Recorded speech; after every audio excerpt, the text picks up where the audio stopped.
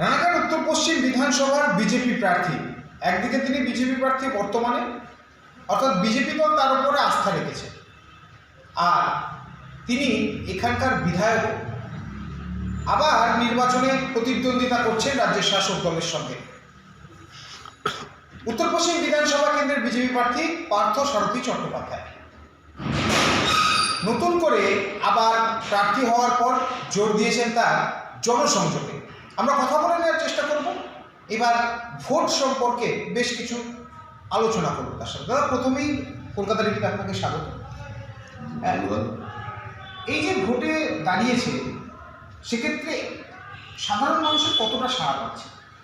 প্রথমেই বলি, ভারতীয় জনতা পার্টি আমাকে দ্বিতীয়বারের জন্য মনোনীত করেছে এবং আমি মনোনীত হওয়ার পরেই মানুষের সঙ্গে জনসংযোগ করবার চেষ্টা করেছি। তাতে মানুষ উজ্জীবিত, মানুষ শুধু অপেক্ষায় 29 তারিখ এপ্রিলের জন্য ইভিএমে কখন বোতামটা টিপবে। আপনার সঙ্গে তো আপনার প্রতিদ্বন্দ্বী রয়েছে তার শাসক দলের দাপুটের তৃণমূল নেতা, এক সময়কার মানে বলা যেতে পারে বরিষ্ঠ তৃণমূল নেতৃত্ব তাপস ঘোষ রয়েছে, তাকে তিনিও আপনার বিপক্ষে রয়েছেন। সেক্ষেত্রে মনে হচ্ছে লড়াইটা একটু কঠিন হলো এবার? আমার তো লড়াইটা অনেক সহজ হয়ে গেছে। 21 সালের লড়াইটা অনেক অনেক বেশি কঠিন ছিল। তখন আমার বিরুদ্ধে যিনি প্রার্থী ছিলেন তার সঙ্গে আমি দীর্ঘদিন আমি তার সহচরী হিসেবে ছিলাম, শঙ্কর সিংহ। তো তার সঙ্গে লড়াই করে আমি জিতেছিলাম। খুব স্বাভাবিকভাবে এবারে তো নির্বাচনে কেউ না কেউ প্রতিদ্বন্দ্বী থাকবেই।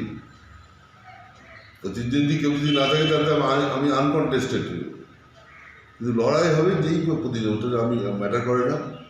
ম্যাটার করা হবে মানুষ যাকে পছন্দ করবে সেই ভোটে জিতবে। তৃণমূলের পক্ষ থেকে দাবি করা হচ্ছে আগামীতে যদি নির্বাচনে তারা জয়লাভ করে তাহলে অডিটোরিয়াম, এই ব্রিজের যে অর্থাৎ আপনার বাড়ির সামনে যে ঝুলন্ত ব্রিজ, সেখান থেকে গাড়ি যাওয়ার ব্যবস্থা, অর্থাৎ 2 হুইলার কি 4 হুইলার, তার সঙ্গে সঙ্গে বিভিন্ন জায়গায় অডিটোরিয়াম, ফুলিয়াতে হরিচাঁদ গুরুচাঁদের নামে একটি কলেজ, এরকম বিভিন্ন ক্ষেত্রে তারা উন্নয়ন ঘটাবে। আপনার কি উন্নয়নের লক্ষ্য রয়েছে?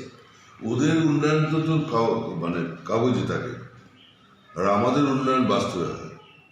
মোদিজি যে কথাটা দেয় সেই কথাটাই সেটাই অক্ষরে অক্ষরে পালন করে প্রতিটা ক্ষেত্রে। কিন্তু মমতা বন্দ্যোপাধ্যায় যেটা বলে সে কাজটা করে না।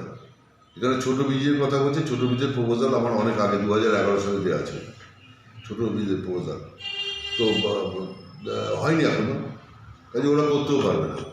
ডবল ইঞ্জিনের সরকার যদি আসে নিশ্চিতভাবে সেটার দিকে নজর দেওয়া হবে। আর এছাড়া হরিচাঁদ গুরুচাঁদ, যারা হরিচাঁদ গুরুচাঁদকে অসম্মান করে গৌচাঁদ বলে, তাদের কাছে মতুয়া সমাজের মানুষের প্রত্যাশা কী থাকে সেটা তো বলার অপেক্ষা রাখে না। এই এলাকার মতুয়া সমাজ আমাদের সঙ্গে আছে, আমার সঙ্গে আছে, ভারতীয় জনতা পার্টির সঙ্গে আছে। মূল প্রতিপক্ষ তো হিসেবে কাকে দেখছেন? কারণ সিপিএমও রয়েছে, তৃণমূলও রয়েছে। অবশ্যই প্রতিপক্ষ তো তৃণমূল হবে, শাসক দলই আমার প্রতিপক্ষ।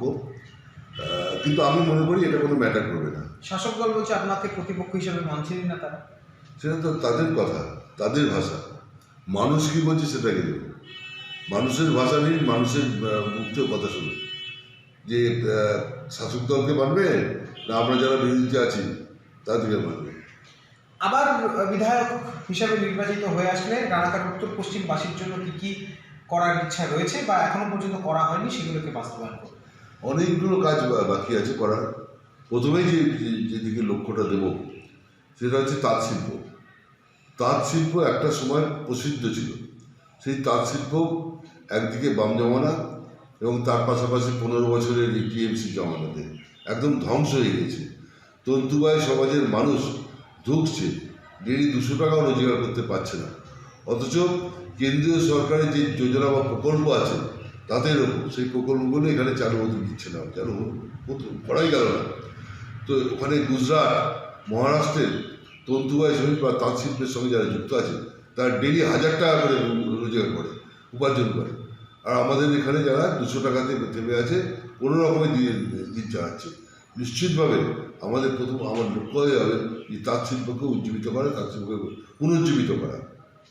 একদম শেষ প্রশ্ন করব, আর তো এখন ভোটের প্রচারে বেরিয়েছে এবং বিভিন্ন ক্ষেত্রে দেখতে পাচ্ছেন সাধারণ মানুষের অভাব অভিযোগ রয়েছে।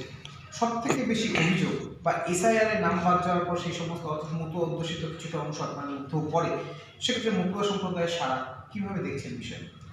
সর্বস্তরের মানুষই আমার পাশে আছে, সর্বস্তরের মানুষই চাইছে, শুধু আমার বিধানসভা ক্ষেত্রে নয়, এখানে আমি তো অবশ্যই জিতব এবং আমার লক্ষ্য হচ্ছে 21 সালে যত ভোটে আমি জিতেছিলাম তার সেটাকে ডবল করা, এবং 24 সালেও তার ইয়েটা বেড়েছিল।